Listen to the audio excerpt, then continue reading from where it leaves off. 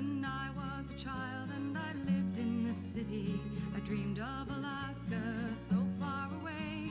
I dreamed I was flying over mountains and glaciers. Somehow I knew that I'd live there one day. But it took me some growing and a fair bit of schooling, a little bit of trouble to get on the move. And I felt like a loser, but I turned up the winner when I came to Alaska, the land that I love.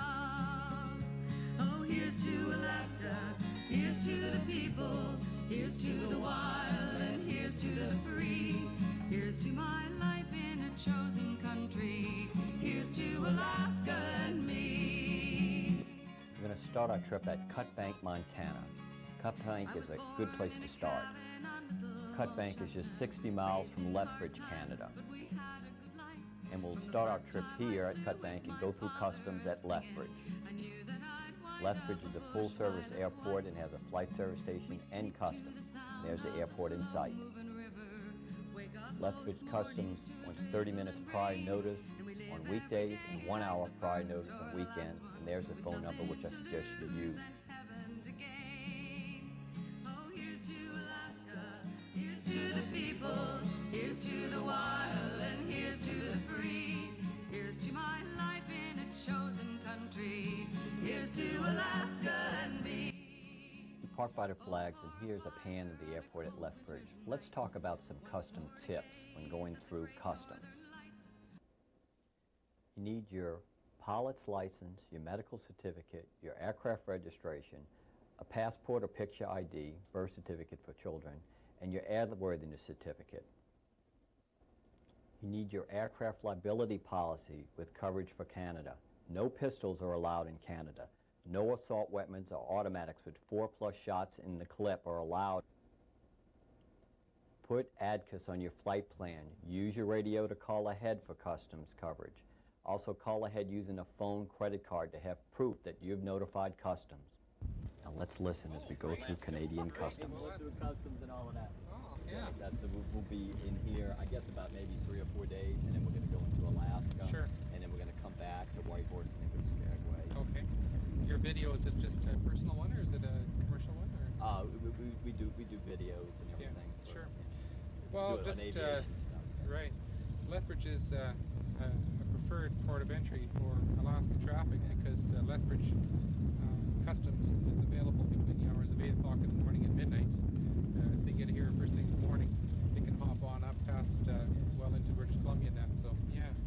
So anyway, we appreciate the opportunity of sharing that with whoever might be watching the video. Right. Okay. Now, just a few questions we have over there too. Okay, so you do have your what we require from you is your pilot license, some proof of insurance for the aircraft. Okay. We require your identification. Okay, now if you have a passport or a picture identification on your driver's license, it's fine. And if you could just tell me what your itinerary would be, like if you're planning to go on to... okay, that's easy. We're flying up the Alaska Highway. Okay. All the way to Fairbanks. Okay. And are you going to be stopping anywhere for any length of time, or is it just sort of on road stops? And road stops. And okay. we may be staying over in Watson Lake and in Whitehorse. Okay. Okay. Very good. And are you going to be taking any passengers with you other than who you have now, and just the two of you traveling? That's it. Okay, good. Well, that sounds great. And we'll get you to come in the office then. We'll give you a permit, which will authorize your travel through Canada. And we'll give you the 3 or 4 days that are going to be required. And had you require additional time on that, then we'll be letting you contact the Royal Canadian Mounted Police that can amend that if required. Okay?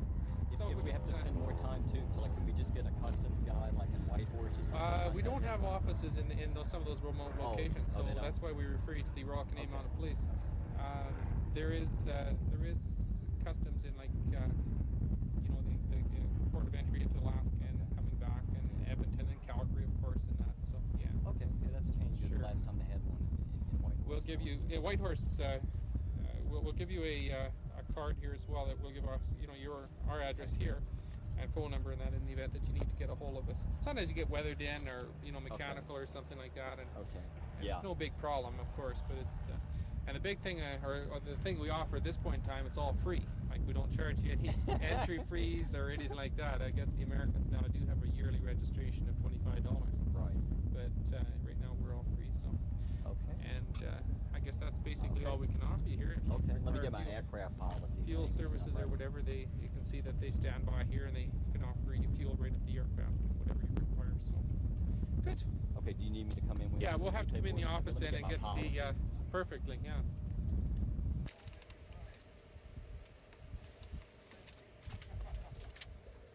Good. Okay.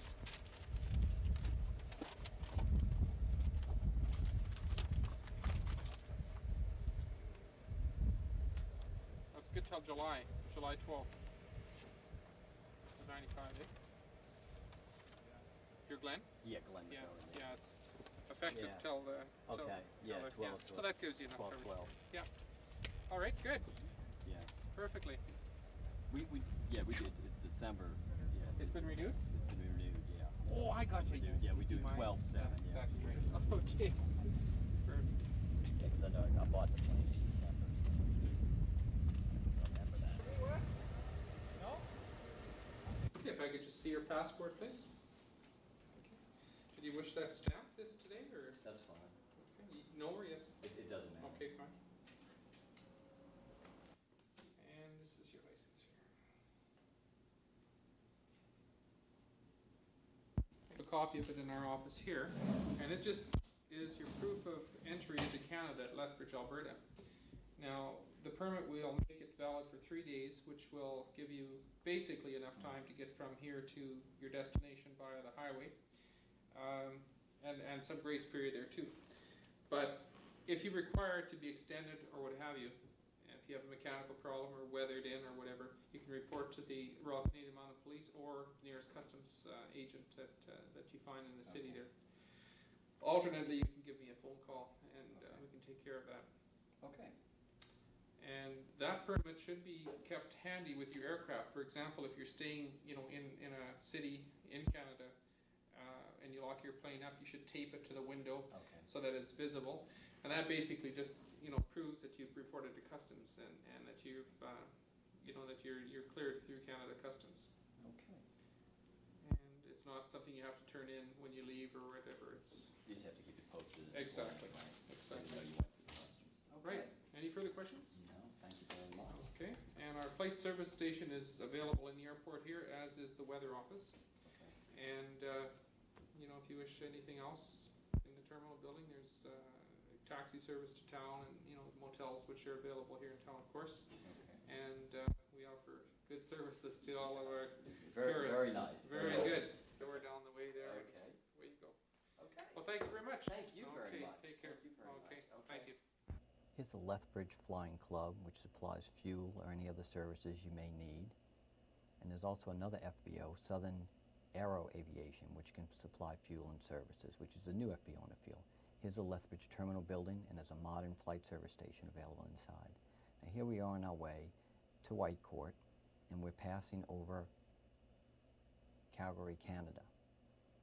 And here in the middle of your screen, you'll see the large Calgary Airport, which we're passing. This part of the route's relatively easy to fly. There's Calgary Airport right there. And there's not many mountains or anything like that along our route. But we're about to hit our first weather, so we're going to stop in Whitecourt and spend the night there because we're having some problem getting into Grand Prairie if we proceed from there. You want to give yourself about 3 weeks to fly the highway. Expect to have weather problems. We landed in Whitecourt yesterday due to deteriorating weather. You gotta remember, up here, some of the weather reporting stations may be 300 miles apart or 200 miles apart. Weather at both ends may be good, but nobody knows what the middle is. They may not be polar reports, and you may be the only one making a polar report. So bring these two. For example, from Whitecourt to Grand Prairie, we're trying to get in. It's a 1,000-foot ceiling over scattered in Grand Prairie with 10 miles visibility. It was 8. We landed in Whitecourt yesterday due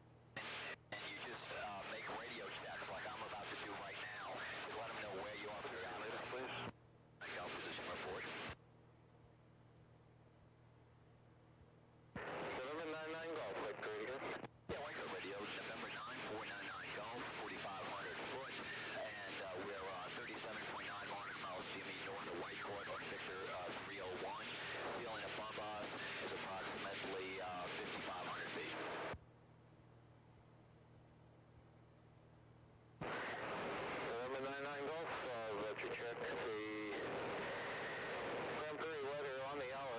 Aircraft pressure 1,000 overcast, 10 miles and light rain. Altimeter 3004. Let's go. Roger, 3004.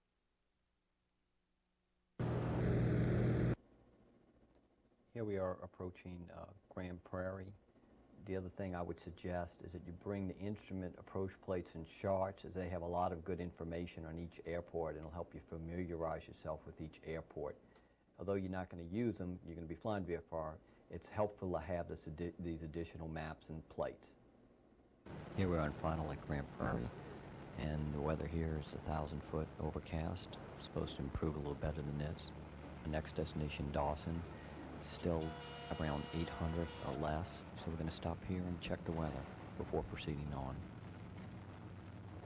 Okay, here we are at Grand Prairie, 7:30 in the morning. We didn't make it into Dawson Creek because we stopped here because the weather looked like it was deteriorating. We wanted to make sure we had enough ceiling to get into Dawson Creek. There's a 3,190-foot ledge before the airport, and we only we didn't have enough clearance, enough ceiling, so we stopped here. And we got our briefing, and while we were waiting for the ceiling to pick up a little bit, we got a flight report that that a plane said the ceiling was 4,200 and ragged, and it started hailing when we were getting ready to take off in the plane. So we decided, since that hailing was on forecast and nobody could explain why they had that we'd stay here. And so proceed on to Mile 1 of the Alaska Highway at Dawson Creek, and hopefully we'll make it there today. Now we're going to go over to flight service, and that the flight service facilities are excellent in Canada. In fact, they'll have two offices next door to each other, a meteorologist, and they'll have a flight service specialist there. They have a flight service specialist that you call when you come into the airport. They have a control zone around the airport. They'll switch you over from 126.7 to the appropriate frequency, and they'll give you a clearance into the control zone. They have the same airspace we have. It works the same way if you VFR, it's no problem. You call 126.7, you tell them where you're going, when you're going to be there. They'll tell you call 25, 30 miles out on another frequency, and they'll clear you and give you a SWAR code into the Class A, B, or C airspace. Right now we're going to go over to Flight Service Station Specialist and get our weather briefing before we proceed to Dawson Creek. Okay, this is one of these security gates they have all over Canada. And what you want to do is bring you a little notepad and paper and write down the combination lock. Usually it's a 3-digit. This one here, when you go out and everything, we're by the FBO on the inside of the airport, says push number 1, turn knob. You can't re-enter. So, and you have to push the lock buttons in the sequence, like 2 together and then 1. And it's not hard once you get the hang of it. So we're going to go through here. I'll show you on the other side. Come on. Okay, and here's the other side here. Let's see if we can do this right. I always have trouble doing this. Get to the other side of the lock. I always have trouble doing this on the first trip and everything, so that's why I'm telling this. It seems insignificant, but when you can't get back to your plane, it's a big deal. You press 1 because you realize that, and it opens up. Okay? Here's the terminal building at Grand Prairie. Like most pilots in the lower 48, I'm used to just having duots or a telephone, so it's a refreshing change to have a fully staffed flight service station with a meteorologist and a flight service specialist. This being Alberta, this being BC, and then you're headed up here somewhere. So this Arctic front is lying right along the Rockies, and it's pretty much stationary. This area forecast is put out by Whitehorse, and they're calling for this stationary Arctic front 40 north of Dawson to 40 northeast of Mayo and to 120 north of Fort Nelson. And northeast of it, which you shouldn't see, but just to tell you, scattered variable broken stratocumulus, 2,000 to 3,000 bases, topped at 7,000. And doesn't look like any precipitation. Wind northeasterly gusting to 20 knots. But elsewhere, the route you're going to be taking, you should see 5,000 scattered variable broken, topped at 8,000, 12,000 scattered above. Isolated embedded ACC giving rain showers, and then some more buildups afternoon.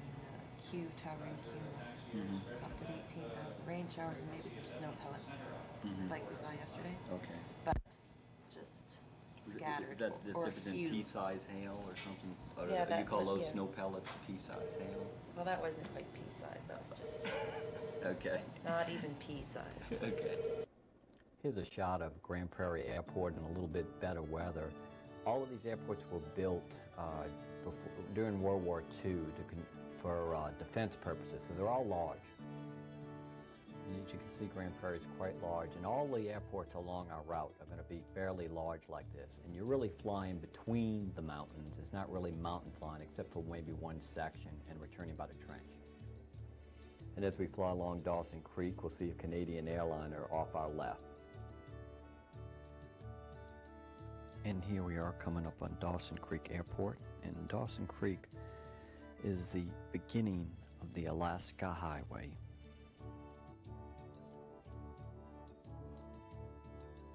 Dawson Creek is a full-service airport with fuel, a terminal building, instrument approaches, 5,000 foot of asphalt, and it also has a parallel water runway for seaplanes, so make sure you don't land on that at night. And here we are on final approach for Dawson. Now, normally you wouldn't want to stop here, but we have a special purpose today. We're going to visit the mile marker 0 for the Alaska Highway. We stop at Dawson, fill up, and then we're going to go into town to see the beginning of Alaska Highway. Mile 0, Alaska Highway. I dreamed I was flying over mountains and glaciers. Somehow I knew that I'd live there one day. But it took me some growing and a fair bit of schooling, a little bit of trouble to get on the move. And I felt like a loser, but I turned up the winner when I came to Alaska, the land that I love. Oh, here's to Alaska. Here we are at Dawson Creek. We landed. We're here in town here. Behind me is the Alaska Highway mile marker 0 at Dawson Creek in the middle of the city. And that is the beginning of the Alaska Highway. Actually, there's 2 mile markers, one out of town, one in town. And the city fathers thought it'd be a better idea to have one in town so that the tourists would come into town and spend more money. So this isn't the real one, but it's close enough for us. I was born in a cabin on Little Mulchapna, raised in hard times, but we had a good life. From the first time I flew with my father a-singing, I knew that I'd wind up a bush pilot's wife. And right by the red line, right above it, is the Alaska Highway. Yeah, that little ribbon right there, that's the Alaska Highway. Now, all you have to do from here is follow this all the way to Fairbanks, Alaska. And that's basically what you do. And after Dawson, the terrain starts to get prettier and prettier. It really gets pretty past Fort St. John. But that is the Alaska Highway, that little ribbon of road there, basically a 2-lane highway.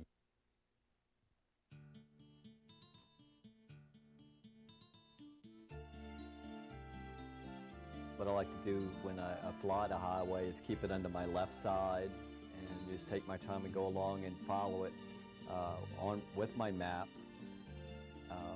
with your finger as you go along.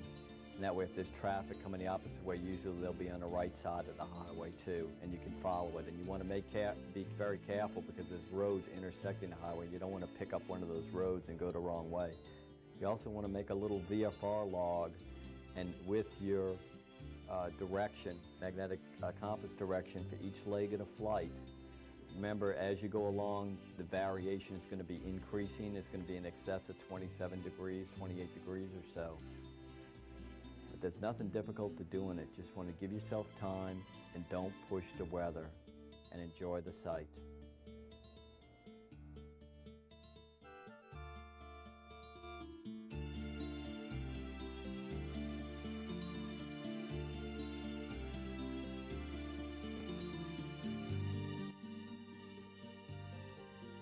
Here's the Peace River across near Fort St. John. There's a bridge going over the Peace River. So you want to look for landmarks like this and double check and cross check. Use your ADF. You got GPS, use that. The DeLorean isn't going to work further up here. It doesn't work at this section too good right now. But you want to, double check these landmarks on your map and cross check yourself, because if you make a mistake here, especially past Fort St. John, there's nobody out here to help you. Here's Fort St. John, and we'll give you multiple views because you're going to be going into this airport.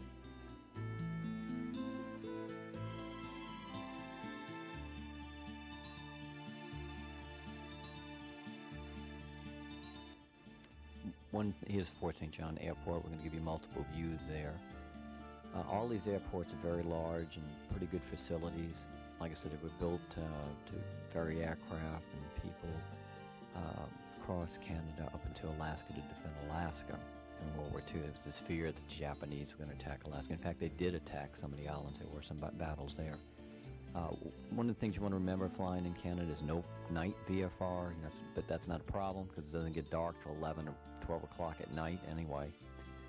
The other thing is there's no VFR in top.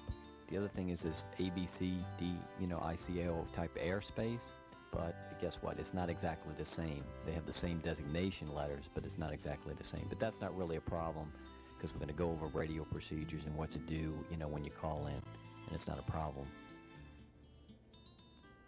Canada is one of my favorite places to fly because, well, the obvious is that everybody speaks in our native language or whatever, same language, English.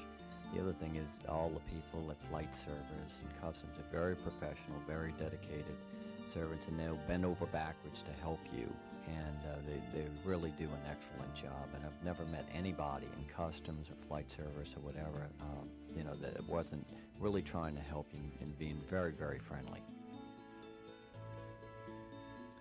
And one side of the airport has some fog or mist or whatever, and the other side's clear.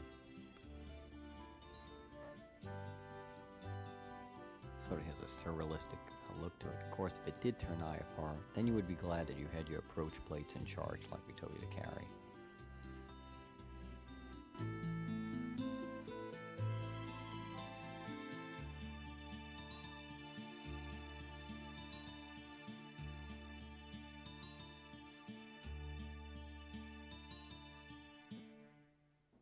Here we are on final approach to Fort St. John. Fort St. John is a large airport, has instrument approaches, sort of built on the edge of a bluff. When you come in, you can see it. There in the distance, it drops off.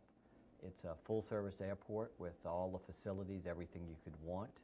We're going to stop here and get fuel, and there's a tower at Fort St. John. And then we're going to head off to Fort Nelson from here.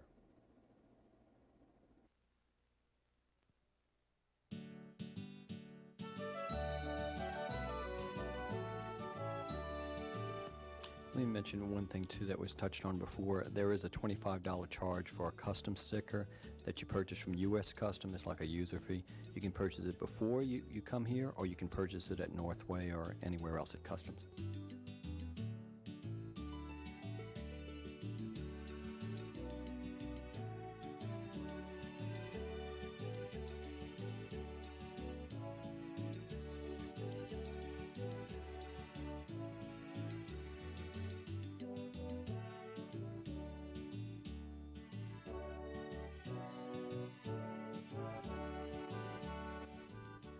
Another thing I want to mention, after we get past Fort St. John, it gets pretty desolate, so you want to have your survival gear. And I have been checked on previous trips where they've gone through all my survival gear to make sure I had everything that I legally had to have in Canada.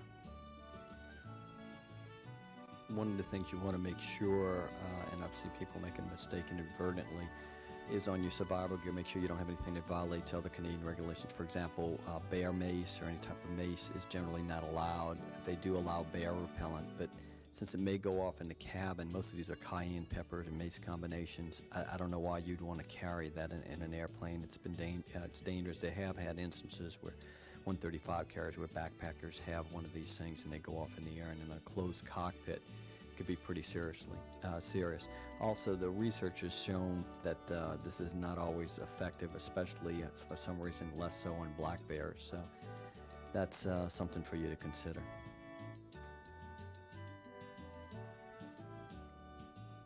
Also, if you make the decision to bring a weapon, make sure it meets the requirements. It's not shorter than 26 inches. And also that the barrel is the proper length. It's not an assault weapon, and it doesn't have more than 4 shots in the clips. They consider that an assault weapon. And here's the county chief in British Columbia, an emergency strip parallel to the highway. It's about 6,000 foot long, and it's at an elevation of 3,258 feet. You want to watch some of these gravel strips, like here in Teslin, the gravel, when I say gravel, it's about maybe two inches in diameter. The gravel, you know, they had an incident a while ago with an FAA plane in Iliamna that threw gravel up in the prop, so you got to be careful. The other thing I want to mention is when you have low visibility, if you run into a section, don't lose sight of the ground or your ground reference mover, your tree line, shoreline, whatever. And you don't want to try to make a 180 losing sight of that. Once you've lost the visibility of the ground in a low altitude bank, you're in very serious trouble. And that's a serious situation you want to avoid. The major cause of accidents or incidents along the highway is people going where they can't see, so you want to avoid that. If you learn one thing from this tape, and we've done a good job. So if you can't see where you're going, turn around, go back to the previous airport.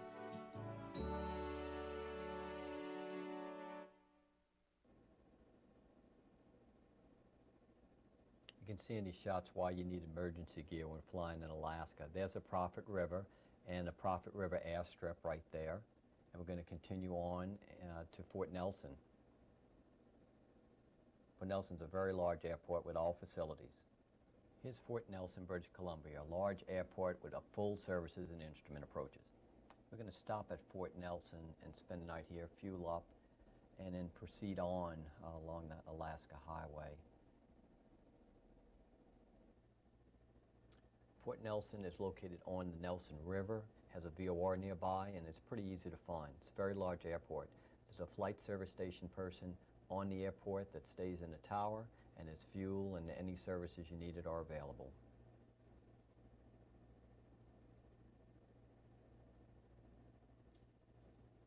Here's another shot at Fort Nelson showing just how large the airport is. After Fort Nelson, the terrain really gets desolate. And I remember the first time I flew it with a passenger after we left Fort Nelson, the comment was, there was this little slight panic because there's nothing below you except for the highway, and there's very few cars or occasional Winnebago on the highway. You can land on the highway in an emergency, but I don't recommend it because then you can't you're not supposed to take off. You have to get another commercial pilot to take off in the aircraft. But in an emergency, you could do that. Here's the tower at Fort Nelson. There I am after landing, going back to check on the weather. Here's a shot of the terminal building.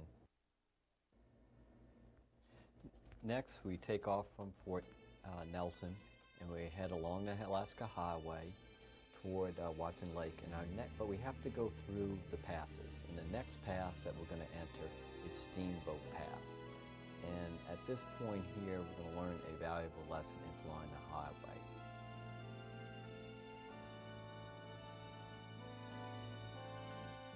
Well, one of the advantages of flying the highway is you've got a highway. One of the disadvantages is that weather sometimes tends to hang up in the passes.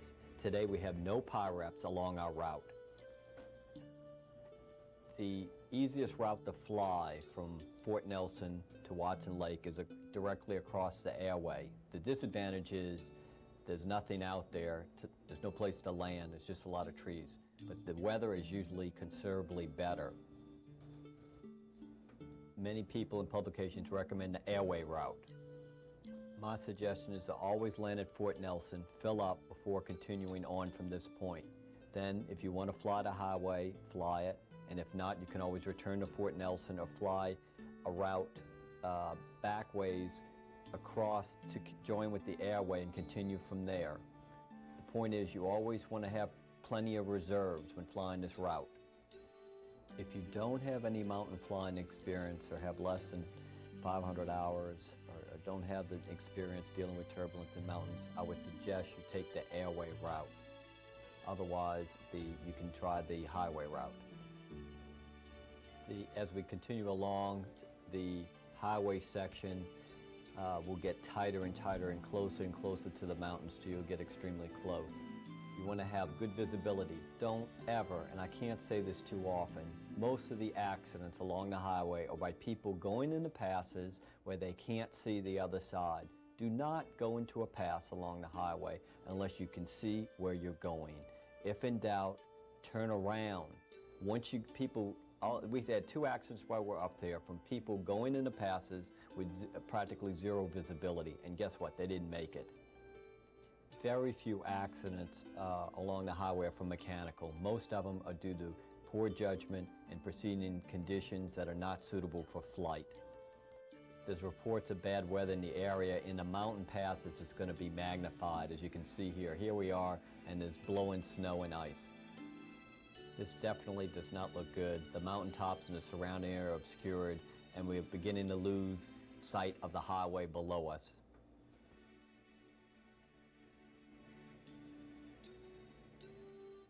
You can see here, there's no way we're going to make it through this pass.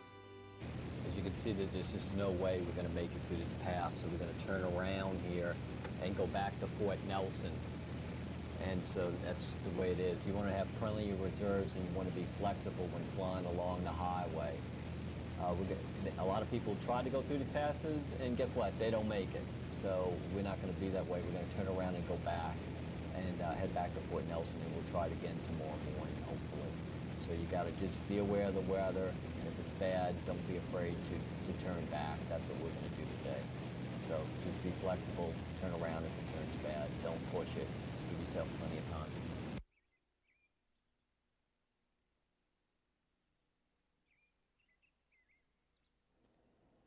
Here we are back at Fort Nelson, and we're going to try it again today to proceed along the highway.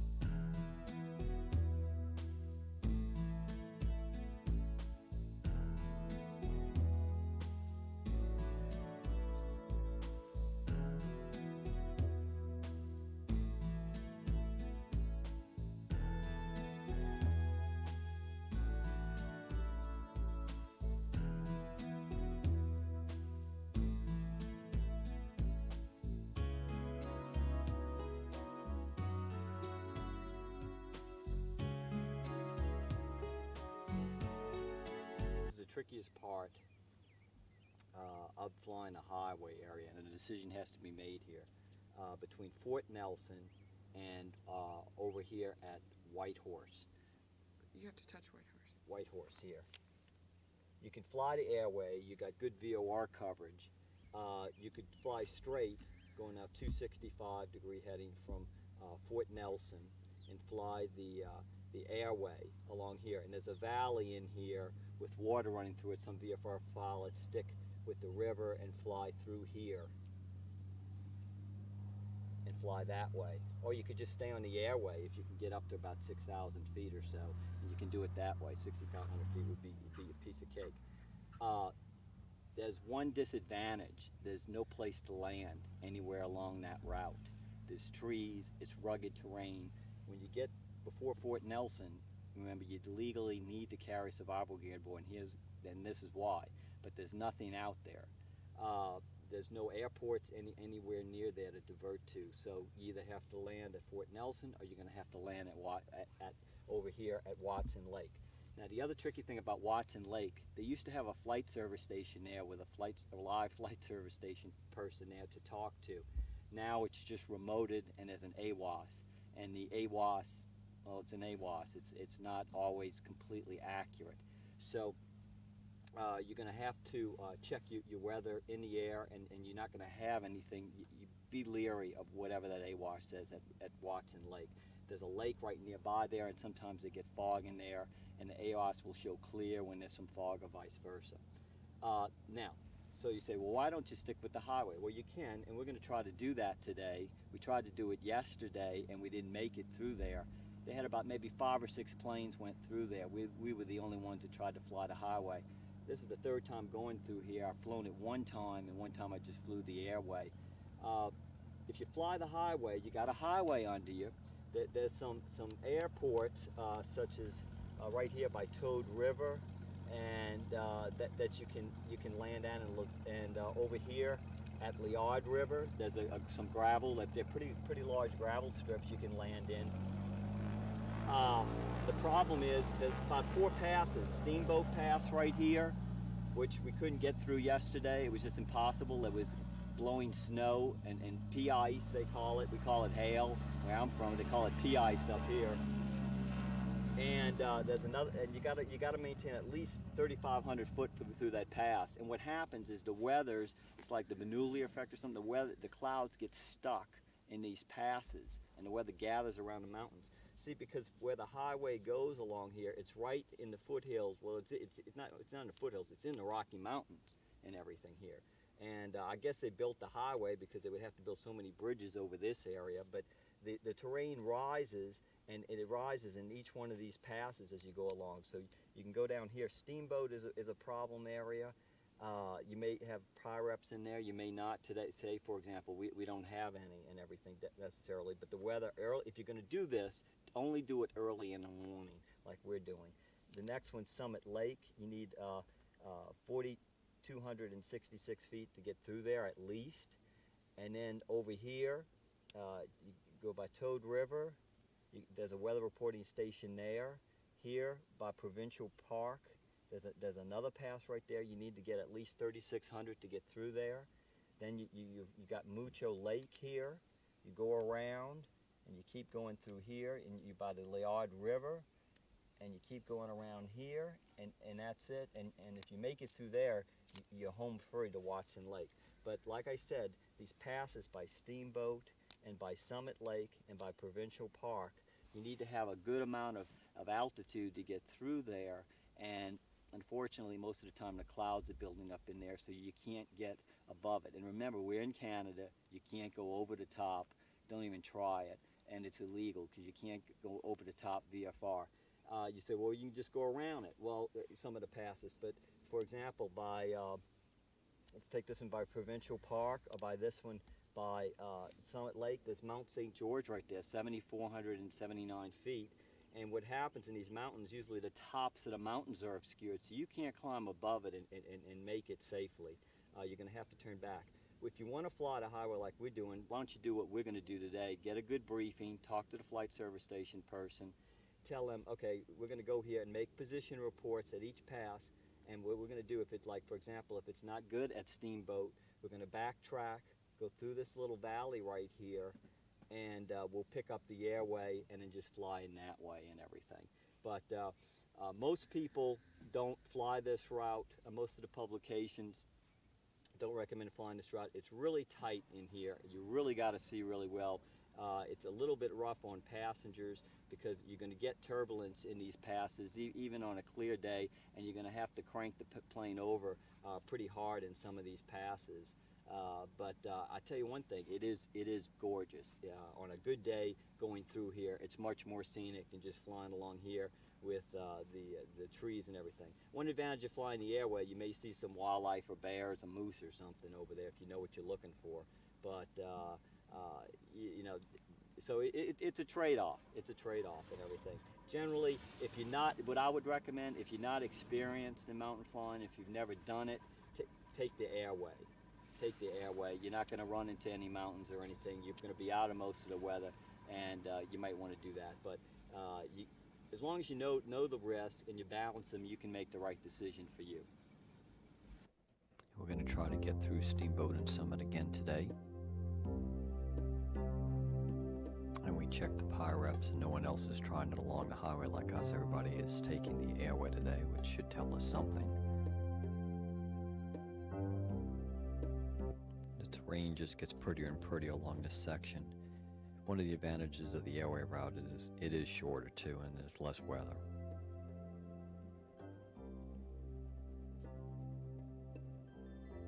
We're going to continue on toward Steamboat. One of the things you want to consider when flying along this section is what options you have or what alternatives, and what are you going to do if the weather does turn bad. You got to watch, you'll end up at one of these gravel strips that have no services or limited services, and then you're kind of stuck in the middle of nowhere. You don't want to get stuck somewhere like that and then not have fuel and then have to fly out of there with minimum of reserves.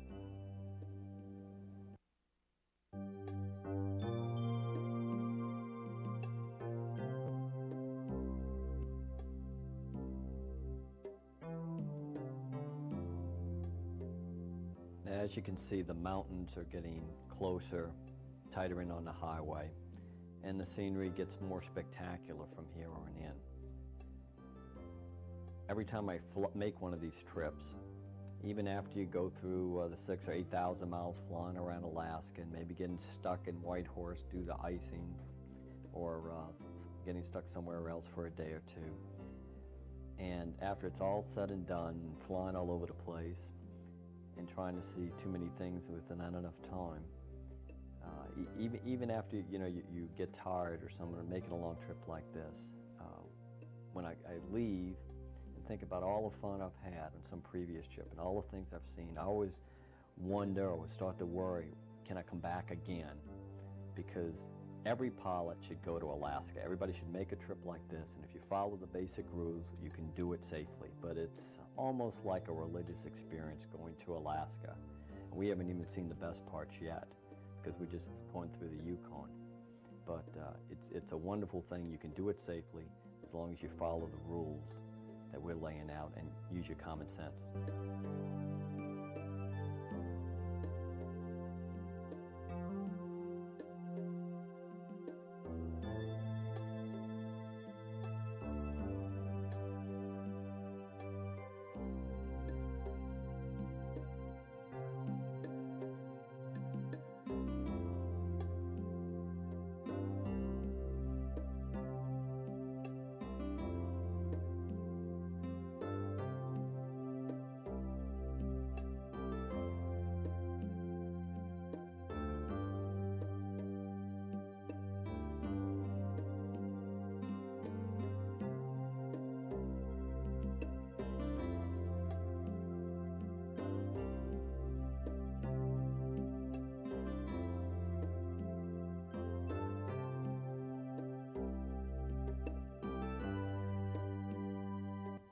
Get past Steamboat today and near Summit Pass, and then the weather deteriorates, so we have to turn around, take our escape road, go back up the valley, and then up through the valley until we come to Liard and pick up the airway area again and continue on the airway in. And then at Liard, which has an NDB 263ZL, we pick up right by the Liard River. We pick up the highway, and then we pick up a heading of about 269. Pick up the highway again toward Watson Lake.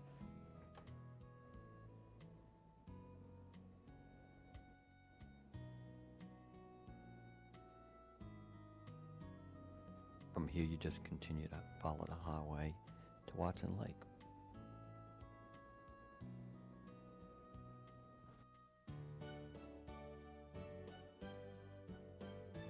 The thing you want to keep track of along your route is the bridges where they cross the rivers.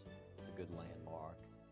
And the river and the highway kind of parallel each other, and they continue. You just follow them onto Watson Lake. You're really flying between mountains here. It's not that tight.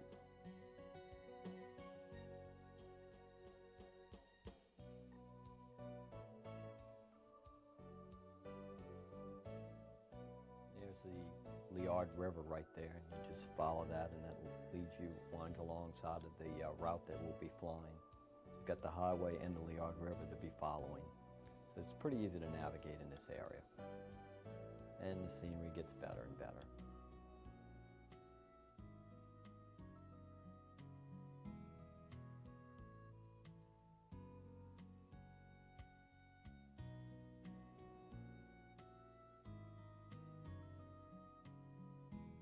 You have a couple of emergency strips along the route here, but you got to keep two things in mind. In the winter, none of them have any winter maintenance, and most of them don't have any winter maintenance. The other thing is you're not going to have any services here, so if you do have to stop there and use one of these strips, most of them are quite long, 4,000, 5,000 feet, but there's no services there, so you could be in a situation where you have no fuel and you have no way to get back.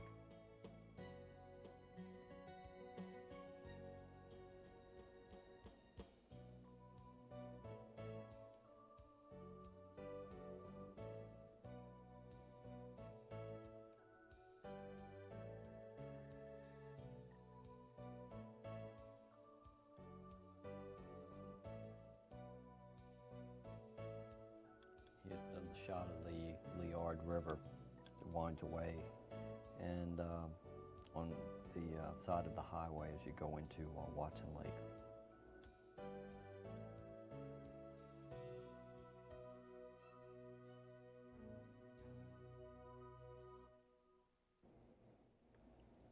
There's the Liard River and the highway, and you just follow this into Watson Lake. Navigating's pretty easy on this section. Loran works sort of accurate up here. It really deteriorates after Watson Lake, and it doesn't work at all past Northway. GPS works pretty good up here. Your VOR coverage will be sometimes sketchy because your MEAs are very high. Between Watson Lake, for example, and Fort Nelson, if you're not up at very high altitude, you'll have a spot in between where VOR reception will be limited for some time in the middle. NDBs work excellent up here. The one at Watson Lake, 248, QH works excellent, very high powered. There's also another one right on the end of one of the runways, Lakeshore 338 XG, and it works very well. And NDBs up here, the ADFs work excellent.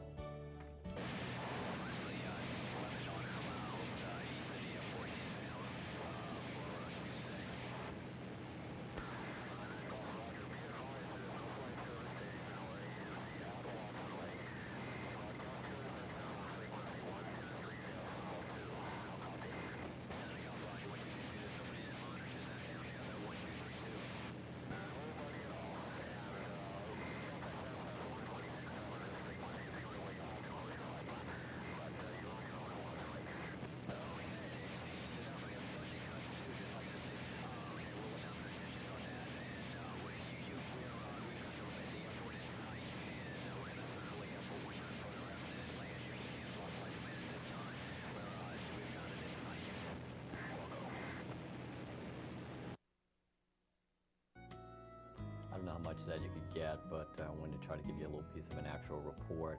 He was notifying us that Watson Lake has no flight service station, and we're making a position report. And we're about 17 miles out, and I think we're passing right here, coming up on the town of Watson Lake, which is about maybe 15 miles from the airport.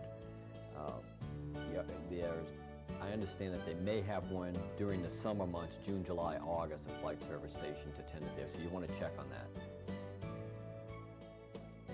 So we're getting closer to Watson Lake, and Watson Lake is a great place to stop off at, and there's camping available in facilities. There's full services, and there's Watson Lake coming up, and there's fishing there.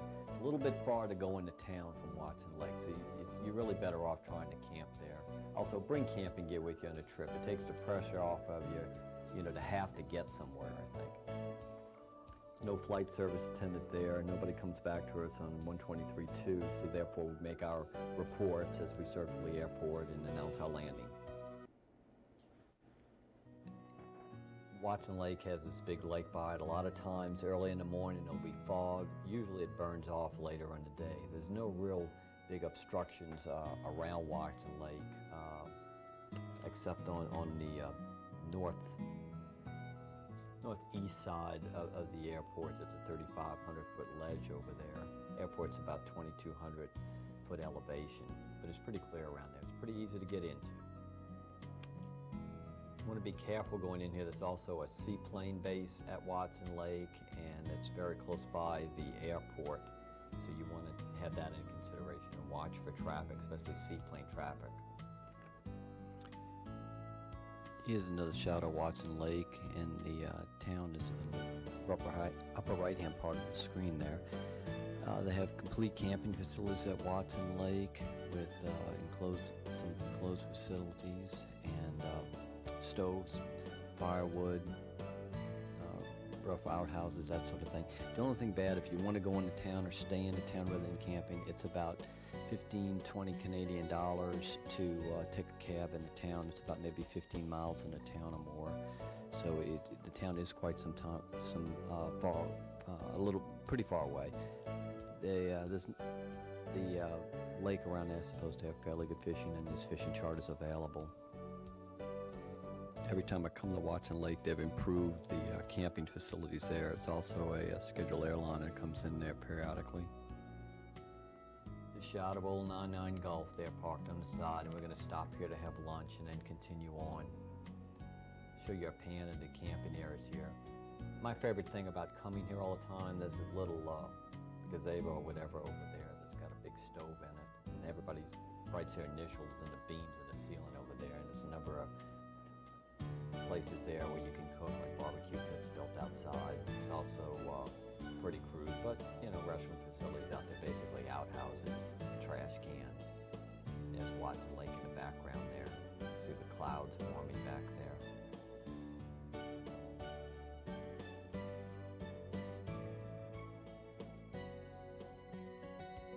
Here's a shot of some of the outside stoves they've got. Sometimes they have mosquitoes, so you want to bring all your mosquito supplies with you. They even got free firewood here for you to use. Each Canadian landing strip airport does charge an overnight fee. They'll have a box somewhere, and you just stick $5 to $7 Canadian in there per night. Here's a shot of the airport and the AWAS located at Watson Lake. Fuel and maintenance is available. At Watson Lake, there's a couple of things you don't know about Watson Lake. There's a frequency here, 123.5, and that's to announce yourself when you're arriving at the airport. You contact flight service on 126.7 as usual, tell them you're coming in. There's nobody here though anymore. They had somebody here at flights that was a flight service station person here, but they don't anymore. So you're on your own here. To get your weather, there's nobody here to give it to you. You have to take off, talk to Whitehorse on 126.7 and get that. Also, in following your flight plan, like when we leave out of here, we'll have to do it by air on 126.7. The facilities out here, there's fuel out here, there's a fuel contractor. There's also, as you can see around here, fire pits. It's on a beautiful lake. There's fishing charters available. It's a good ways to go into town, though. It's about maybe 10, 15 miles into town. So you're probably better off just camping here. Usually I always stop at Watson Lake on the way from or to some place, and usually we try to time it to stay overnight. Usually mean a lot of nights of the pilots here. They've improved the area a little bit here. They have water, they have firewood, they have pits to put the firewood in. They even have a big pagoda type thing, or whatever you want to call it, a gazebo type thing, with benches all around and picnic benches in that area. So it's a good place to try to plan a stopover to stay off or eat lunch like we're going to do here before we go on to Whitehorse. What happened this morning is we got our weather. Supposedly the passes were clear. We got past one pass into the second, and when we got to the second pass called Summit Pass, it was blocked. There was no way we could safely get through there because we couldn't see where the sides of the pass were. It was obscured in clouds. So what we did is we took from there, we took the, our escape route that we had planned. We went back, and then when we hit the valley right there, we head right to Liard River. Have a little airport on the bank of the river there, and picked up the Victor 301 Airway and flew directly to Watson Lake. So right now what we're going to do is eat lunch, and we'll fuel up, and it's on to Whitehorse. Here's a shot of the terminal building.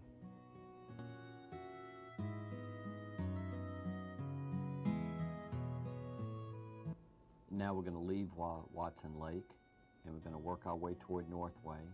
We're going to pick up the Alaska Highway. There's a couple of roads leading out of Watson Lake, so make sure you, pick the right road and everything. Double check your heading. But this area too is pretty easy to navigate. The other thing you always want to remember, even though there's not a flight service station here in Canada, you always have to follow VFR flight plan for every flight. You can do so by phone on the ground, like we did, or you can do it by radio in the air. But you gotta follow that flight plan in Canada for each and every VFR flight. The next stop will be Whitehorse, and after that, Northway, Alaska. And basically, you're just following the highway here, and it's pretty wide open. When you get to the Ranchero River, it starts to tighten considerably, and then there's a pass by right near Pine Lake. That gets fairly tight. Sometimes they get weather in there.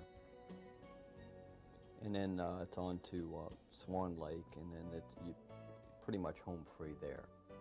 If you get past that pass, usually you won't have any problem the rest of the way. The terrain around here gets quite steep on either side in sections, but it's nothing difficult that you shouldn't be able to handle if you've got some previous mountain flying experience. If you don't make it, you can't get through the pass at Pine Lake, you're going to have to backtrack, and the only other airport is back at Watson Lake, which is a couple of 100 miles. So that's why you have to, fill up at Watson Lake, whether you're stopping there or not. You always want to have adequate fuel reserves. I can't stress that enough. Now here's a shot of the Pine Lake airstrip right near the pass right there, and there's no winter maintenance, and it's 6,000-foot gravel strip. There's no other services available there though, so no fuel or anything like that. Elevation is 3,250 feet. And here's another shot. We try to give you multiple shots of each airstrip and a location around there, so when you make the trip, you'll be familiar with the area. And you can see the terrain is rising all the way from here to Whitehorse. A lot of times people ask, what kind of aircraft do you need to make this kind of flight? And the main thing is preparation. And here's a shot of Swan Lake. Now, we made this flight in May, so it's frozen somewhat. And it's connected to a river called the Swift River, which runs parallel to the highway. And it's frozen. Best time of the year to come up here to Alaska is probably June, July, and August. The fishing being best, I guess, in July or into June and August.